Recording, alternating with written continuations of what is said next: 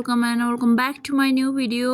अब साउन पनि लगाइसक्यो हरियो चुरा लगाउने हैन त। सो यसपालिको साउनमा चाहिँ पोहोरकै हरियो चुरालाई DIY गरेर नयाँ गराएर लगाउन जाँदैछु। कृपया भिडियोलाई पुरा हेरेर लाइक शेयर र च्यानललाई सब्स्क्राइब गर्न चाहिँ नबिर्सिनु होला। अनि चुराहरूलाई मैले सुपर ग्लु लगाएर दुईटा चुरालाई एउटा बनाइसकेको छु। अनि त्यही माथि फेरि सुपर ग्लु लगाएर यो मसिनो खाले चाइनिज रिबनलाई मैले चुरामा फन बेरिदिएको छु। चुरालाई त्यो पुरै छोपिएर यो ह्यान्डमेड चुरा बनाउनको लागि चाहिँ सिलिकै धागो चाहिन्छ भन्नु पर्दैन। यस्तो यो चाइनिज रिबनले पनि राम्रो काम गर्छ किनकि यसको साइनिङ टल्किन्छ के, सो त्यही भएर यसरी चुरालाई सबै रिबनले छोपिसकेपछि फेरि लास्टमा पनि सुपर ग्लु लगाएर त्यसमा टाँसिदिएको छु। अनि सबै चुराहरूमा मैले रिबन बाँधेर सकिसकेको छु। अब यसलाई चाहिँ फुलबुट्टा भरौँ। त्यसको लागि चाहिँ यो गोल्डन कलरको मसिनो मोतीको दाना भन्छ कि अब के को दाना भन्छ त्यो चाहिँ थाहा भएन। बजारमा सजिलै पाइन्छ, सस्तो पनि मिल्छ।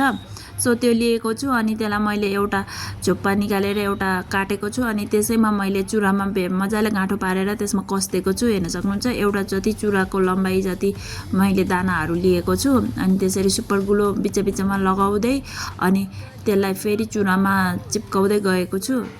यो गेडीहरू सबै चुरामा चिप्काइसकेपछि एक राउन्ड घुमेर अनि त्यसमा चाहिँ बाँकी रहेको धागोले फेरि माथिबाट चुरा र त्यो गेडीलाई बिस्तारै मोड्दै कस्दै पुरै चुरा गोलो गरेर घुमाइदिने। फेरि यसरी नै हेर्न सक्नुहुन्छ मैले कसरी गरेको छु। अनि फेरि लास्टमा थोरै धागो बाँकी राखेर अनि त्यसमै बेसरी कस्दिने बाँधिदिने। अनि त्यसमा फेरि सुपर ग्लु लगाइदिने। अनि यो चाहिँ चुरा रेडी भयो। अनि फेरि मैले अर्को चुराको अर्को डिजाइन गर्नको लागि चाहिँ मैले यो 3टा कलरको पोते लिएको छु। अब साउनको महिना हरियो पहेँलो रातो नभइकन त कसरी भयो हैन। सो 3टा कलरको यो पोतेलाई चुराको गोलाइ अनुसारको एउटा धागोमा ग्रीन कलरकै धागो लिएको छु। अनि त्यो धागोमा चाहिँ चुराको गोलो अनुसारको मैले सबै पोतेहरू 3टै पोतेहरू मैले यसरी उनेको छु, हेर्न सक्नुहुन्छ। अनि यो 3टा पोते उनिसकेपछि अनि टक्क टुप्पा बराबर गरेर 3टैको टुप्पा बराबर गरेर त्यसमा एउटा गाँठो लगाइदिने। अनि गाँठो पारिसकेपछि अनि पोतेहरू सबै एक साइड गरिदिने। अब योलाई पोतेहरूलाई फेरि यो चुरामा बाँधिदिने। त्यसमा टाइट गरेर 2-3टा गाँठो पारिसकेपछि अनि फेरि त्यसलाई फुइ पहिला बटार्ने यसरी।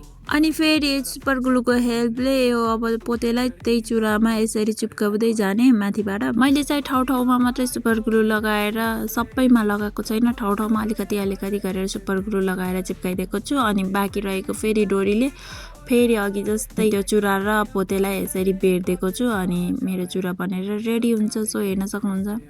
सो बजारबाट अब सिम्पल सादा चुरा लिएर आउने र घरमा आफैले आफ्नै तरिकाले एकदम एक्सपेन्सिभ चुरा बनाउन सकिन्छ। Okay, thank you for watching, bye by.